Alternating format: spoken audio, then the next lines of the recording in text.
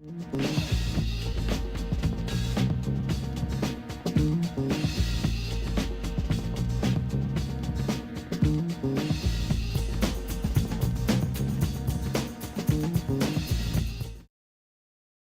let me finally end this with this, which is so important.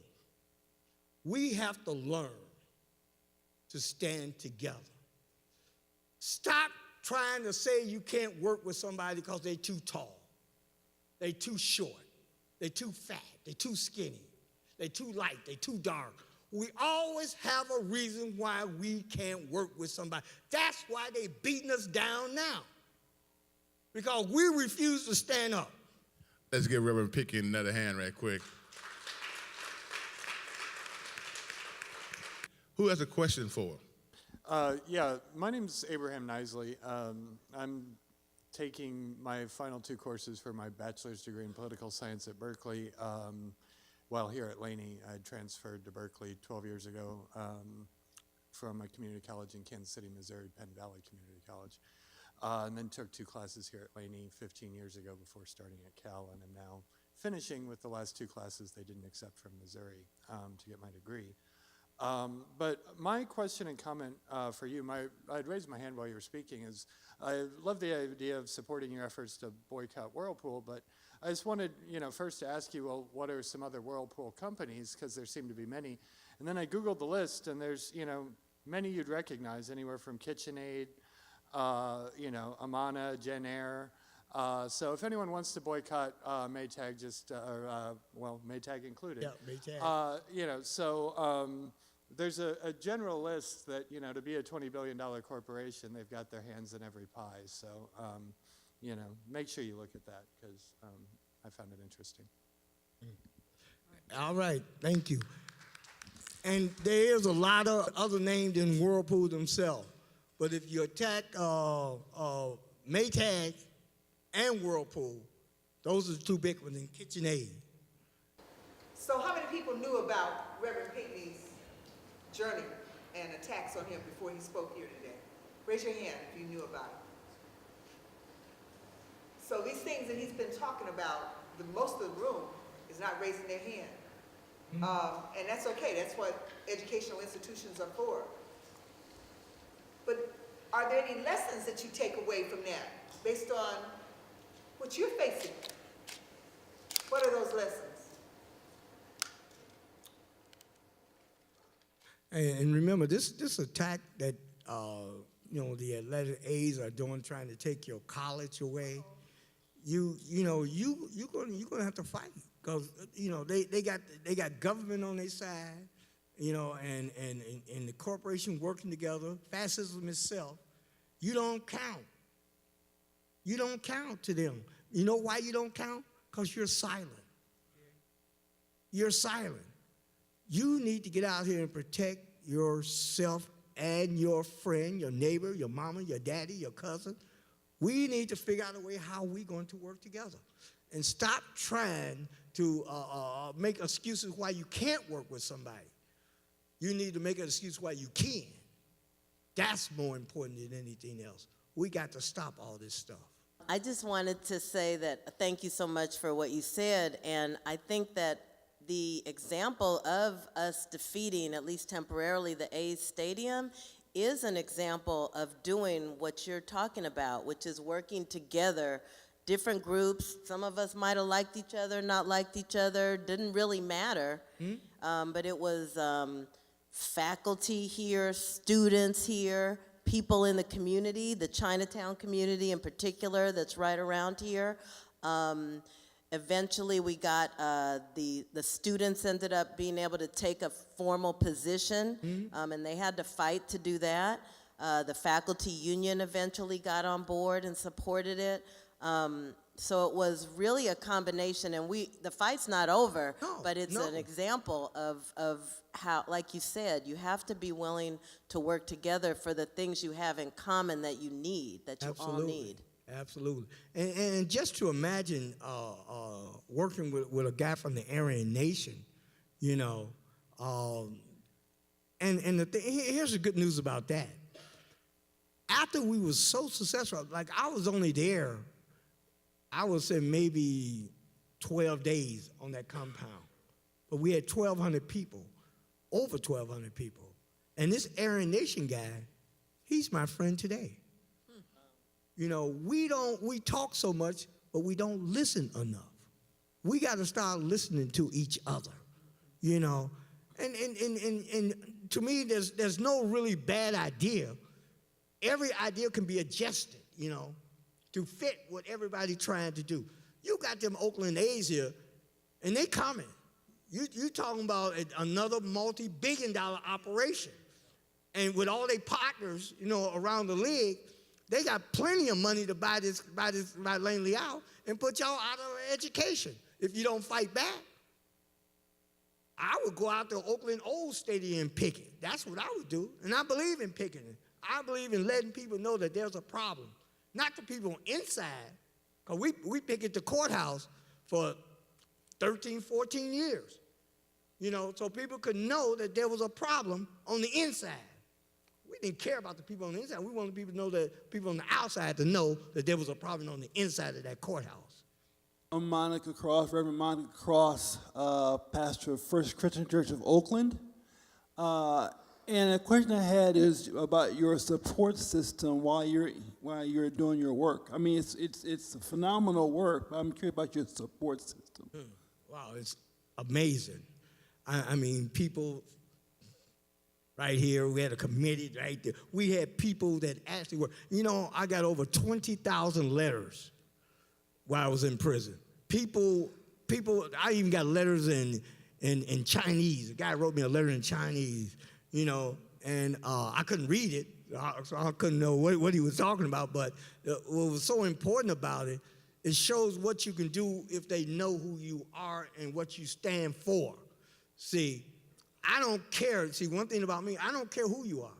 I don't care what, to me, a black person is the same as a white person that's doing the right thing. A Chinese, a Japanese, it don't make no difference to me. And that's the message that we all one. And we're going to have to rise up as one because it's more of us than them. They got us so divided, fighting among ourselves. They done chopped us down to their size. You know, they've chopped us down because we too busy fighting with each other, talking about who we don't like. I don't like that T-shirt he wearing. I don't like their gym shoes. You hear they get on Facebook and want to pick a fight. Look, they got Russians on Facebook that picking fights with people in America. So listen, I had the greatest support system that you can get. And here's the good news: when they sent me to prison for quoting the Bible, it was overturned. ACLU, I had all the universities, Michigan State, the University of Michigan, University of Chicago, Northwestern University. I had maybe 30, 40, 50 universities writing amicus briefs. And it shows the connection. Even the Vatican, they used me in their letter, their Vatican letter. You know, and which was so, especially for the Catholic Church, I didn't anticipate that. Yeah, but yeah, it's a lot of support. Before we have the last question, so I want to make sure a couple of things. This young lady sitting right here in front, can she please stand up? She's a little short, but she should please stand up. This is Mrs. Pinckney. Need to show her a lot of love. She handled her business while this brother was incarcerated. She never skipped a beat. Very humble, but she, you know, they say walk quietly but carry a big stick. That's Mrs. Pinckney. She's organized, educated, and she's a shy person. For the shy people in here, not everybody is loud like us, Rev. But those are big things. But I think it's so important, and it's a part of that network. But I want you to take away two other lessons that Rev talked about here. Every day he was incarcerated in the jailer's place, he used it as an opportunity to preach the gospel and do his political organizing. That made him persona non grata. So in other words, they thought they was enslaving him, and he used it as an opportunity to liberate the other ones that were enslaved. I think those are powerful lessons. I try to learn from that. I think it's important about these, when he's talking about it, isn't just what he does on the outside, it's also what he did when he was on the inside. You could reinforce that. And that paper that he talked about, he's been a columnist for that paper, what, you all got one, for about 12 years, writes for that. 15, see, I got it wrong. So anyway, with that. As the government student body head myself, and the rest of the ASLC on campus, and the future ANC people that will be elected in the spring, how can we learn from this teaching to become a force on campus in the city of Oakland to end poverty, hunger, homelessness, and injustice in the world? I believe the most important thing is the strength that you have in numbers. I believe one of the things that's truly important is to educate, educate, educate. Organize, organize, organize. Always think in terms of numbers, because that's what the power to be is afraid of. They're intimidated by numbers. And we have to show them that we are capable of doing this. And they have a tool also in their toolbox. They got money. They can bring somebody in to break up any organization. Just like the Black Panther Party, just like other parties. They're good at destroying different parties. But I believe that the most important thing is giving people information, educating them, then organizing them. And I think that's how you have to do it.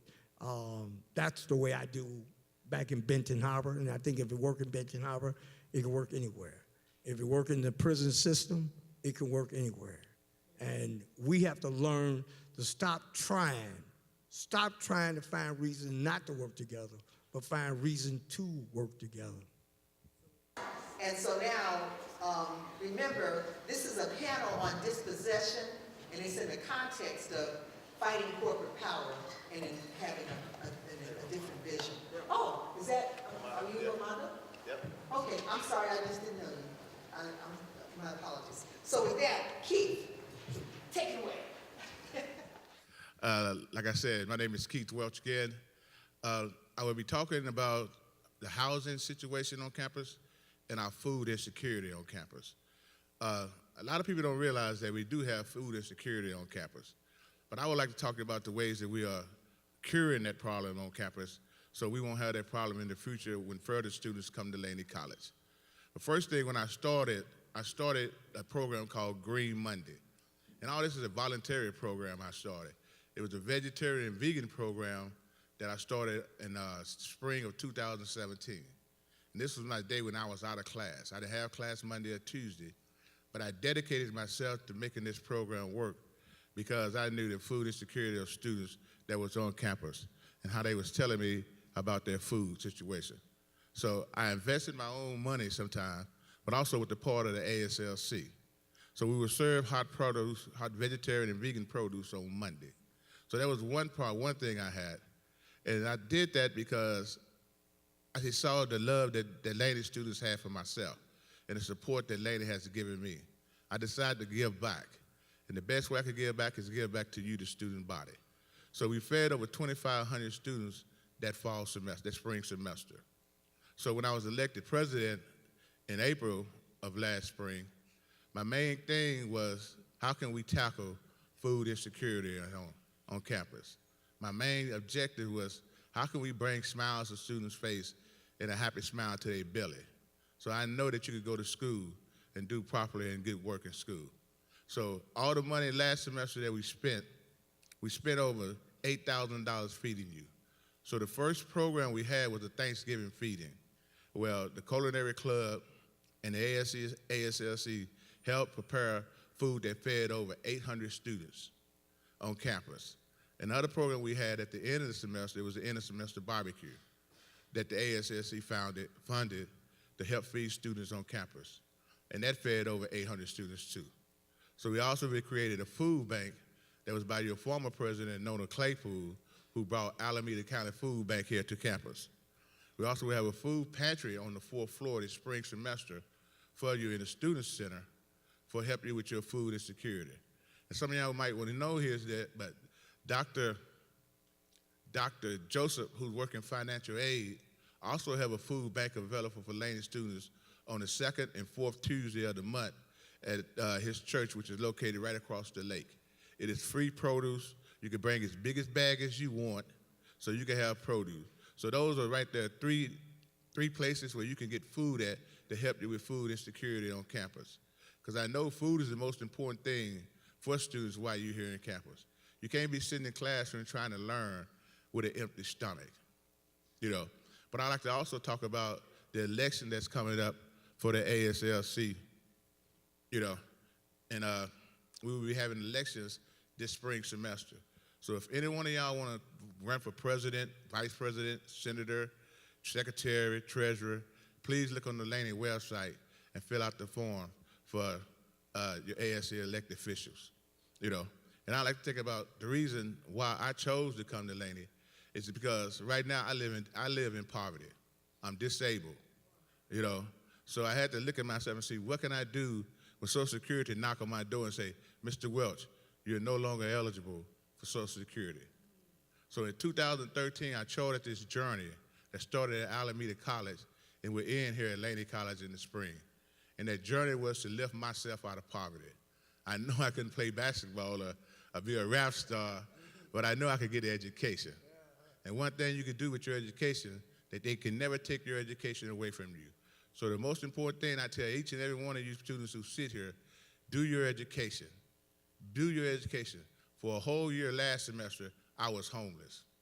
I was either sleeping at my sister's house on the floor in Richmond. We must also realize that the problem. I don't mind, you can play that, you know.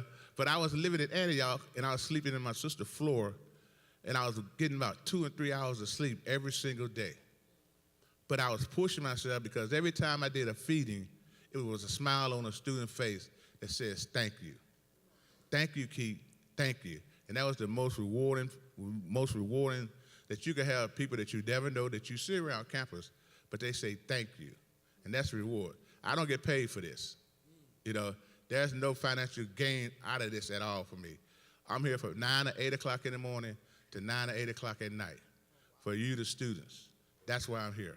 That's why I dedicated myself to help you, because I know some of you can't fight this battle, but we can win this battle, and we all win this battle. But think about the AIDS situation.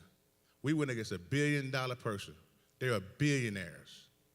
And they thought that because they have money, they could come over here, not invest a dime in Laney. They don't have no scholarships, no funding, but they wanted us students to work in their stadium selling hot dogs and hamburgers. You know, I didn't spend thousands and thousands of dollars to sell no damn hot dogs. You know, I'm way paid selling hot dogs. But they never came over to Laney before and asked anything of us. Never scholarship, no funding, no donation, but they think because they have a lot of money that they could come over here and tell us what to do because they're wealthy. But we said no. Your students right here, your faculty, Laney College says no. We said no to them. And one more last thing before I finish. The chancellor called an emergency meeting, and that was on Tuesday. So I was in the cafe, I was in the bistro cooking me, because I had that big Thanksgiving feeding that Thursday. So I was tired and I was ready to go home. But my vice president said, Keith, they're having a meeting. We had over 30 people from Laney College at that meeting. And guess how many of them billionaires had? 0.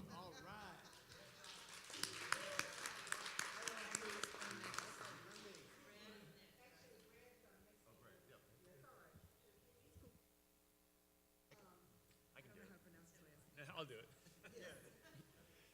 Morning, everybody. My name's Brad Balukchian. I am a part-time biology instructor at Merritt College, and I'm also the representative for all the part-time faculty in our faculty union, which is the Peralta Federation of Teachers.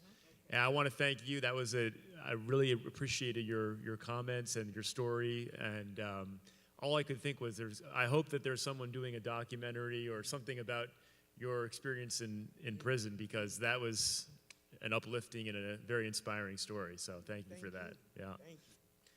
So what a lot of people probably don't realize, and a lot of our audience here are students, which is great to see. And what you might not understand or realize is that you as students have a lot more in common with the people teaching you than you might realize, and the faculty. The issues that Keith was talking about food insecurity, housing insecurity, income insecurity, are things that your part-time faculty are also dealing with. And the dirty little secret of higher education is that part-time faculty actually are barely scraping by and making ends meet. In Peralta, 67% of your teachers are part-time. So 2/3 of the faculty here are part-time faculty.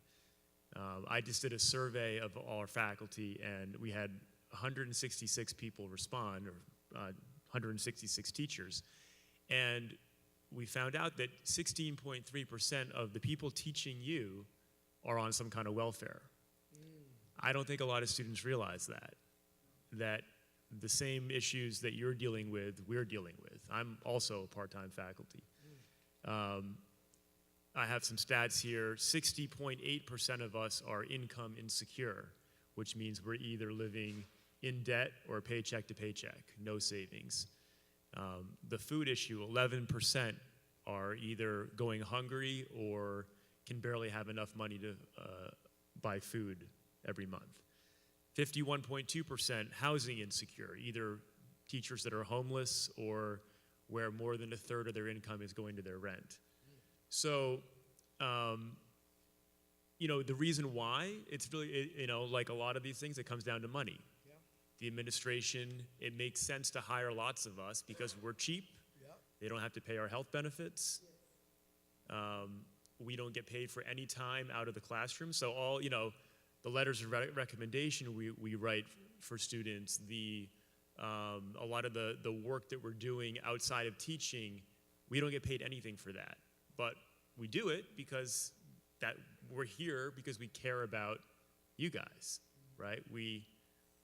Our mission, we are in education because this is our calling, and we believe in students.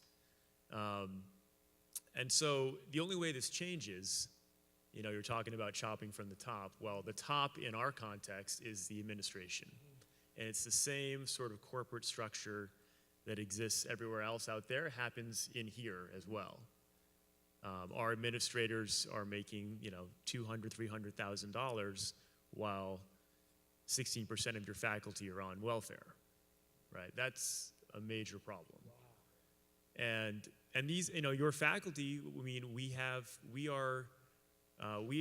paid our dues. We have advanced degrees. I have a PhD. A lot of us have PhDs, master's degrees. There's no reason why we should be living in these kind of circumstances. So what I would like us to do, and you think about what you can do locally, is to come together. The faculty union, which Kimberly is the leader of, and several others, myself as well, we really are committed to making social justice part of our mission, not just about our internal stuff, but really going outside of what our unions often do, and working with students directly, and figuring out ways that we can work together and help each other rise up together to deal with the common issues that we're facing. And so, I would like to see us meet with you guys and figure out what can we do as faculty. We have certain leverage and power we can exercise on your behalf, and you guys can help us. You guys really do have the most power and the most numbers in this system. And so, as you've been saying, we have the numbers on our side. It's really about whether we choose to use that power or not. And so I'm all about action and backing up what we say. And so I hope that out of this and other teach-ins, we can get your contact information, start organizing, start actually meeting up and figuring out what actions can we take to put pressure on the top to redistribute what is concentrated up there. So thank you very much.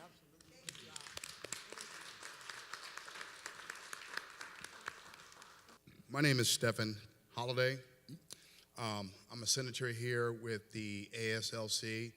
I'm also a member of the Black Student Union here as a mediator.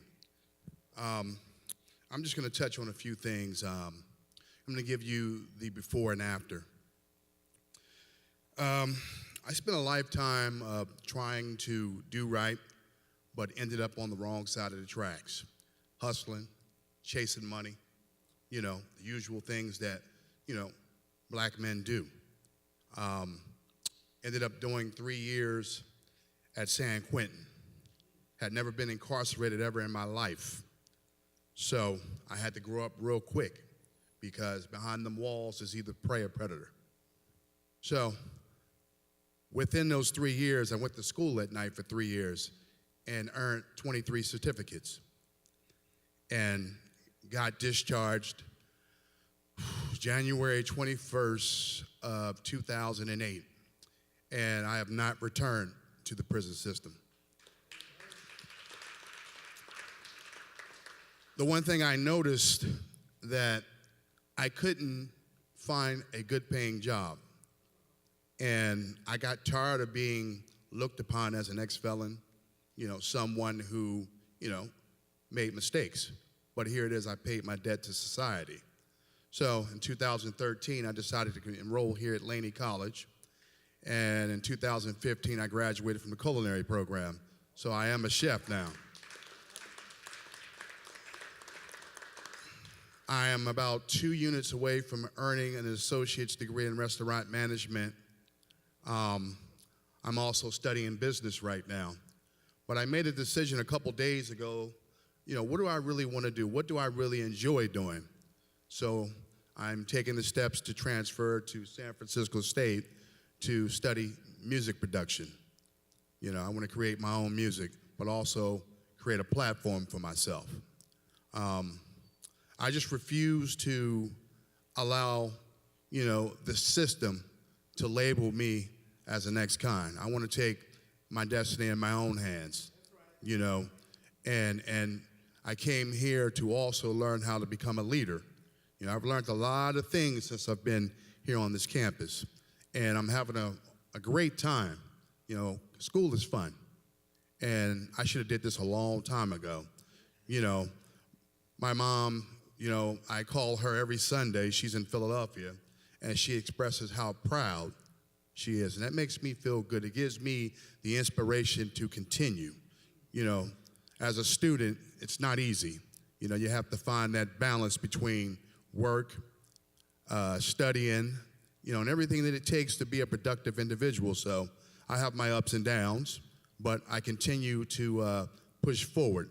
My motto is, I'm waking up to push my agenda on a daily basis. If I can't push my agenda, then I'll stay home and stay in the bed and, get the proper rest. But, I'm moving forward, and I just refuse to accept anything less.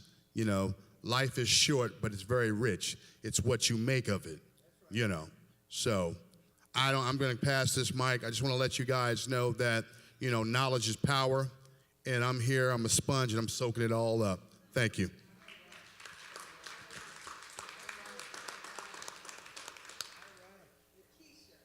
Hi, y'all. Excuse me for these glasses. I watched Black Panther last night in 4D, and my eyes are like tripping right now. My name is Lakeisha McGowan. Hey, y'all. I am Laney Black Student Union's president, and I'm going to be talking about student housing insecurity and homelessness. So I just want to be transparent with y'all. So, is that okay? Y'all cool with me being transparent and telling my story? Y'all, that's okay? Okay, I was homeless, so right out of high school, I never lived in an apartment. I always lived in a home. I always had nice things. I wasn't really humble. I wasn't appreciative of the things that I had as my childhood. So going out of high school and my home was being foreclosed and my housing got taken away, and then my family was split apart. My parents moved, originally I'm from SoCal, I'm from LA, and so they were moved to Riverside. I went to Palmdale, so it's two complete opposite different ends. That would be the equivalent to Richmond and then San Jose, two completely different areas. And I wasn't living with my parents. I was living with, my grandma also lived in our home. So she was split up. She went to a separate place, and I ended up going to my aunt's house. But there, I wasn't eating. I wasn't going to school. I wasn't feeding my mind. I wasn't doing a lot of things. So this whole situation, being homeless, you don't have to be on the streets to be homeless. Homeless is also a peace of mind, being without peace of mind and being without a safe space to be like, okay, I can relax and I can unwind and I can reboot and get ready for the day. Like, I didn't have that, you know, even though I was with family, their lifestyle was different. My family is like, okay, we eat at the table, we talk, you know, they're like, we eat fast food. I'm like, y'all don't cook? Like, my mama cooked. So it was very different, a lifestyle shift. So fast forward to today, I moved from Compton with my parents. So eventually we got back together and we were able to get into a home together. And my brother lives up here. He got his master's degree from Cal State Hayward, and I moved in with him to try to rub off on some of that success. But yeah, just living with him and learning the true responsibilities of rent and everything like that. It's really hard. Like, I would not be able to survive on my own. I thought coming out here, like, it would be a lot more, I guess it would be less expensive than LA, and it's actually quite more expensive. Like, we're next to San Francisco, and they're one of the most expensive cities to live in. So it was just crazy to actually see gentrification too. Like, and it's kind of new, but it's old too. In LA, it's already transitioned. So there's already areas where, you know, blacks and browns are at, you know, they're not really moving us out like that. But here, to see people actually on the streets, actually like really be able to feasibly see people homeless, like, I'm used to people being homeless, bouncing from house to house. That's homelessness too. But for people to be on the streets in the cold and the mayor is giving them only tents and not like housing, you know what I mean? But I don't want to stay problem-based. I'm a solution-based person. So I want to urge and tell you guys to be solution-based as well, because we so often talk about the problems, but we're not talking about how to get through the problems or get past the problem. So definitely I want to touch upon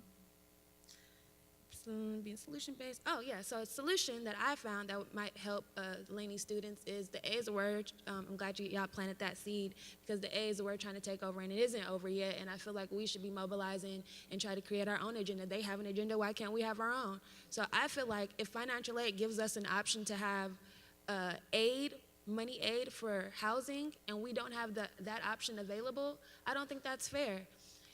I can receive aid for housing, but you are not giving me an opportunity or a place to house. And what they do is they give international students and athletes housing. They have a few people in dorms at Patton right now. But if you're not a star player, or if you're not, you know, like whatever, because I just want to share a story with y'all. A few people from out of state came and they joined a sports team on campus. And these gentlemen, they joined my club, Black Student Union, and once they joined, they shared with me that their housing conditions were very, very unsatisfactory. They were living with roaches, rats, and I ain't never lived with none of that. So I'm like, whoa, you living with roaches and rats, and to take a shower, you have to put the water hose through the wall, and like all types of just, they weren't even supposed to be in these homes. Some of these homes were not even, they were foreclosed, and they were told not to open the doors, and they're thinking this is safety reasons, but it's really like, you're not supposed to be there. If somebody sees you, then you will be removed, type of thing. And we're bringing these star players from across the state to come play for us and to create a name for us, and we're not treating them right. We're basically telling them, like, you're just playing for us. We're basically being corporations to our students. Like, that is not fair. And definitely I think that faculty can get involved with just building relationships, just aside from agendas, just really intentionally building relationships with us and understanding what we go through, because we do go through a lot of the same things. Like, I didn't know that faculty is like on welfare and stuff too. Like, I didn't know that. I knew they struggled and the part-time situation was an issue, but I didn't know to like the extent. So we have to be able to communicate with each other. Like, in this room, before you leave, speak to two people. Say hello. Say, what is your name? My name is this. It's important, because we detached from ourselves from interacting with humans. And we have to be able to work with one another and be able to put our differences aside. And definitely homelessness is not just a physical thing, it manifests mentally. So you have to meet people where they are. They might not be in the safe space to accept whatever you have for them. They can't receive it, but you have to be mindful that some people can't receive right now, and you gotta walk them through that until they can receive some information. And some of y'all might not be here with me, but I'm touching somebody. Somebody hears me, and I really want y'all to really think about solutions and to keep this conversation going, because we're being attacked on all fronts. Just because you think that it just might be a black person or a brown person, no, we are all getting attacked on all fronts. We are all equally oppressed. You have to know that. You have to know that we are equally oppressed. And with that being said, these corporations are dividing and conquering. That has been their main tactic that they've used over and over and over again, and we're not getting it. So I'm sorry. Am I short on time? Am I going over? Time, y'all. I just thank y'all.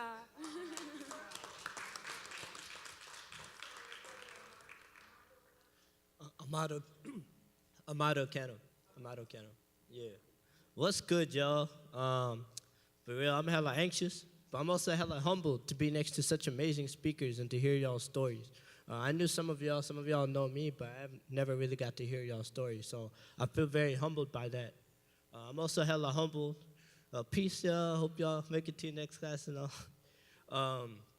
But I'm also just hella humbled to be in front of all y'all. It's so good to see y'all here. I'm just a student like y'all. I'm not anybody really special, really. I'm part of the Laney College Social Justice Center, which is here on campus.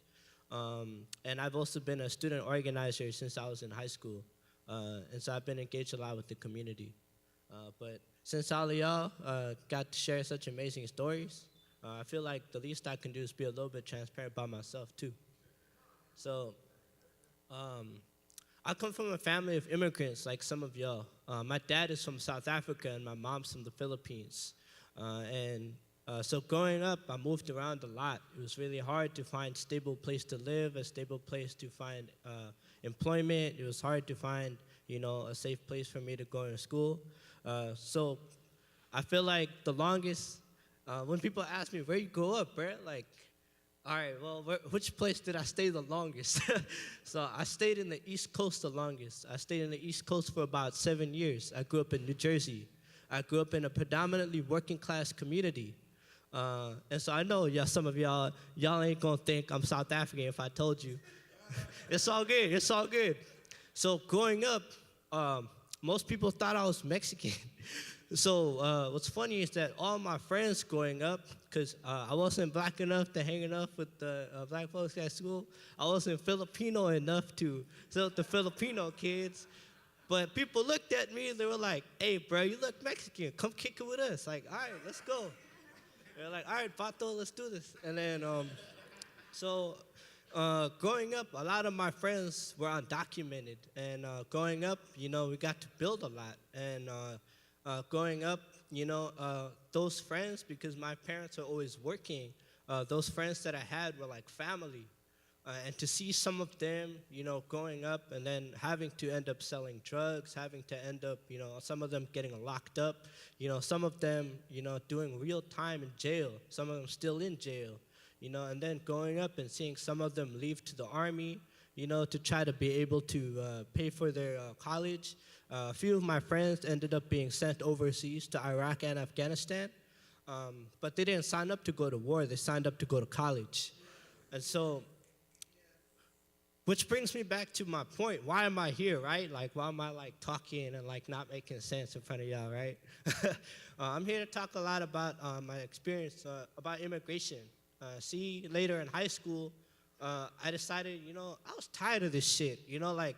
I'm seeing a lot of my friends ended up in jail. I'm seeing a lot of my friends forced to sell drugs. A lot of my friends ended up having to drop out of high school to work to feed their families. A lot of them, had to just work in their families. And so, it got to a point where I was like, I'm tired of watching it happen. I wanted to do something about it, Because it's one thing to always talk about it, it's one thing to always see it, and it's another thing to want to do something about it. And so that's why I started to get involved in high school. So growing up, I started to get organized and started to organize within the Filipino community. So that's a little bit about me. I'm not as awesome as y'all. But as we see with this new administration, and as we've seen with previous administrations, even under the Obama administration, there's been an increase in the attack on immigrants. There's been an increase in the criminalization of immigrants. Now, to me, that spoke to me. Because these immigrants that they're referring to, these people that Trump is referring to as rapists and murderers, they were my brothers and sisters. They were the people that I looked to for advice growing up. They were the people that I saw that were hardworking in their communities, sacrificing every day of their life to help their family. These are the people, the same people who got here, whose parents smuggled across the border to start a new life here. These are the same people who served the country, who spilled blood for the country, who went overseas to fight in Iraq and Afghanistan, a war that was not meant for them. You know, that war was for the government. You know, that was many people say that's the white man's war. You know, I'm not here to start anything but it's to recognize that, you know, the true instances of this war that was overseas in the Middle East, you know, was that really in defense of our communities? Did that really defend us, or was it defending the interests of the 1%?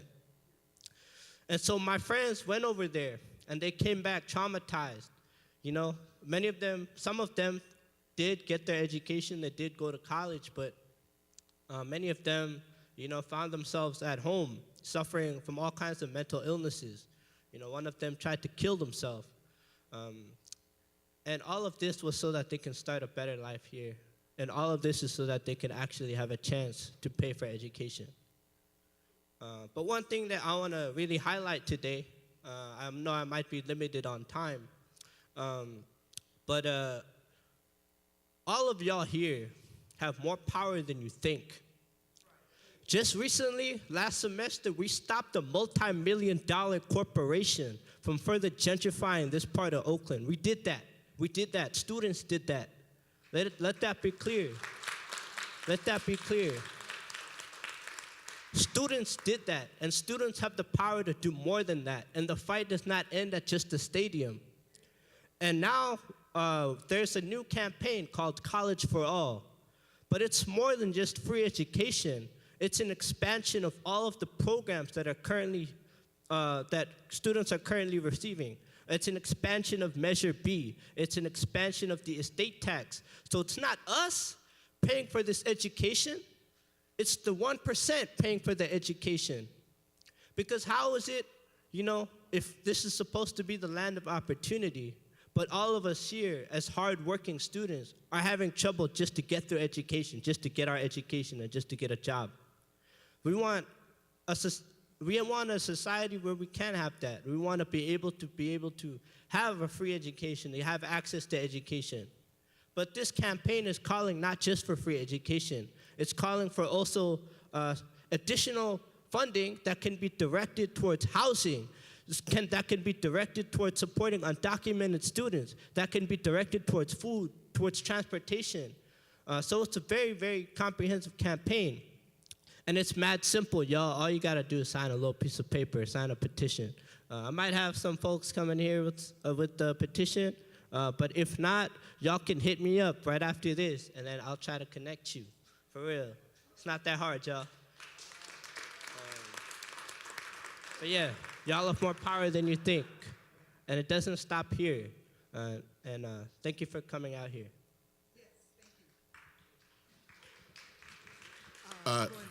Okay, I just want to give one more important information to you students.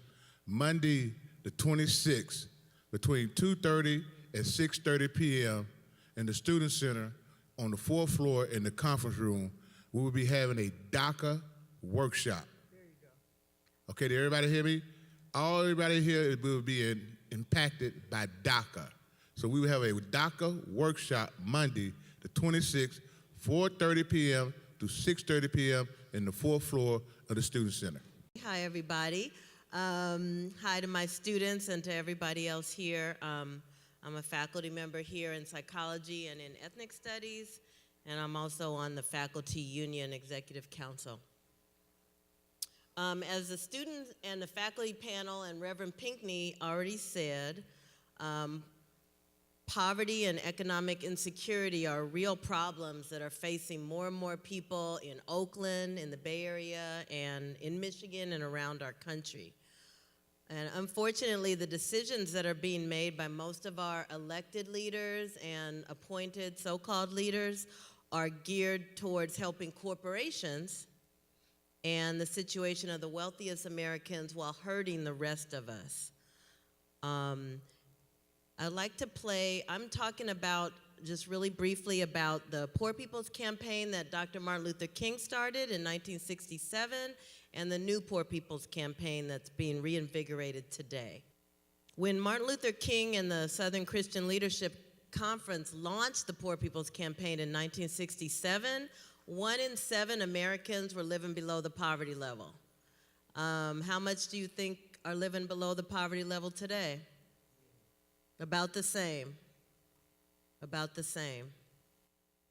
We must also realize that the problems of racial injustice and economic injustice cannot be solved without a radical redistribution of political and economic power.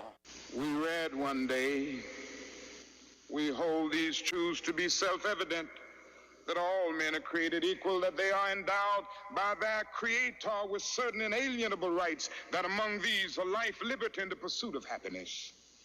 But if a man doesn't have a job or an income, he has neither life nor liberty and the possibility for the pursuit of happiness. He merely exists. Estimated that we spend $322,000 for each enemy we kill in Vietnam, while we spend in the so-called war on poverty in America only about $53 for each person classified as poor. The promises of the Great Society have been shot down on the battlefield of Vietnam, making the poor, white and Negro, bear the heaviest burdens both at the front and at home. The other thing I want you to understand is this, that it didn't cost the nation 1 penny to integrate lunch counters. It didn't cost the nation 1 penny to guarantee the right to vote. But now we are dealing with issues that cannot be solved without the nation spending billions of dollars and undergoing a radical redistribution of economic power. Yeah.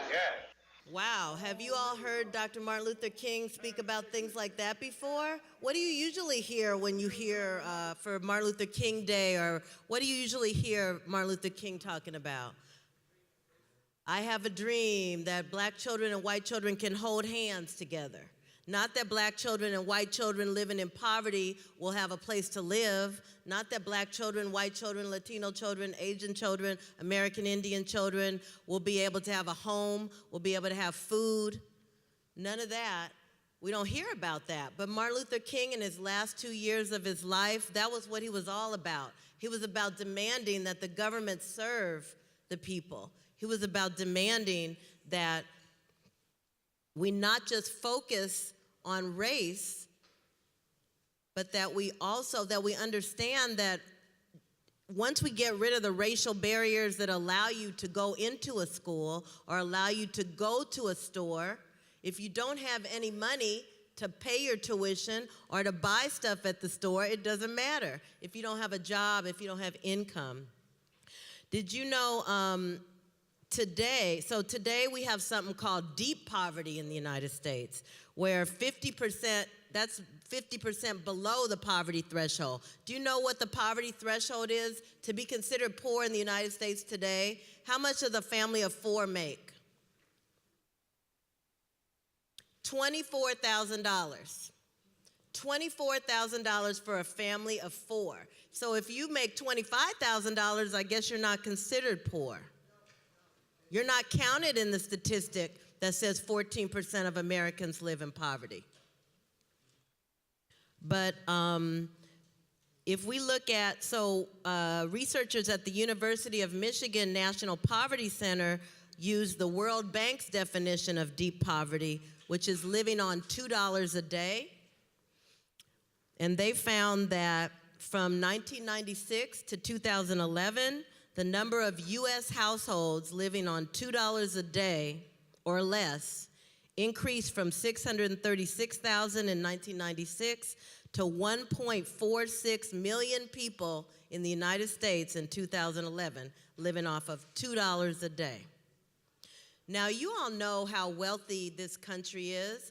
And by wealthy, I guess I'm talking about the corporations, all the money that they have. What are some of the big corporations we have? Well, Whirlpool we heard about, which also is Maytag, which also is KitchenAid, which also is all these other billion-dollar corporations. What are some of the other really wealthy corporations we have? Nestle. Apple. Chevron. Good. HP. General Motors, and a lot of these companies are right here in California. So why are we having more and more people living in homeless shelters right around the corner from here, and not homeless shelters, homeless encampments, right around the corner when we have the wealthiest corporations right in this state that could easily share? So why is poverty so high today while we have some of the most profitable corporations in the country? Well, as Dr. King noted in 1968, Dr. Martin Luther King, we have the ability to end poverty right now. We had it in 1968, and it will be even easier today because of the advanced technology that we have. We could wipe out poverty if we had the political will. And people here have been talking about, Reverend Pinckney, Amato, several of us, Brad, have been talking about if we could just recognize our power and come together, we could change these things. However, in the 60s, that was the very beginning of the introduction of the microchip into the production process. The microchip led to automation, to the use of computer technology, and that led to the replacement of a lot of jobs, a lot of workers. You know, today telephones can do things that humans' job used to be. Computers do things that humans used to do. So, whereas in the 50s and 60s, and even more so before that, there was a direct relationship between corporations and the American working class, American workers, and the government, who has always pretty much been controlled by corporate interests, was interested in keeping American workers ready to work for the corporations, not just to be nice, but because the corporations needed workers in order to make profits. So they had public housing, they had welfare, they had public health. They allowed us to form unions and to develop strong unions. Now they're attacking unions. There's a Supreme Court case going to be heard next week that is going to totally have a huge impact on unions. And unions are some of the last group of workers that are defending public institutions, like colleges and K through 12. So now today, there's not really a common interest between corporations and workers. And our government is still working for the corporations. So we have to do something about that situation. And as Reverend Pinckney and others have said, we need to work together. The social contract is being dismantled. This leads me to ask, as one of our questions is, what's the purpose of government? Is it to just secure the rights of corporations and create new homeless encampments? I don't think so. Isn't it to provide for the welfare of the people, the general welfare? We are the people. The people living in the homeless encampments are the people. Adjunct faculty, who 16% live on welfare. Students, who about 50% are homeless or housing insecure. We are the people. So the time is now for our class, the class of working class, the 99%, the huge majority, to develop independence from the government and from the current political parties. We have to decide what we're going to do. We have to come together, and we'll figure out what we're going to do. It's time for us to transform society. We have the opportunity to reject all the messages of scarcity and austerity. We know there's abundance in this society. We can't believe when people say there's not enough money, because we just all listed all the corporations that have money that they could end poverty just like that.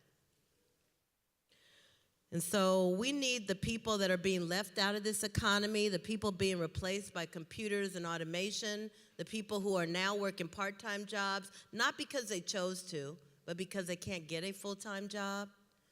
Those people need to be the ones to reconstruct our new society, a new society based on cooperation and abundance. And this can only be accomplished by creating unity between all of us who need that new society. So let us not be afraid.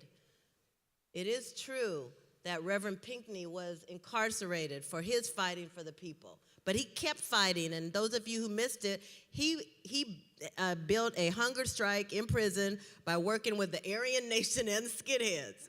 So if he can do that, we can certainly work among ourselves to come up with a different society. Let us not be afraid, even though Dr. Martin Luther King was assassinated 3 weeks before the Poor People's Campaign took off.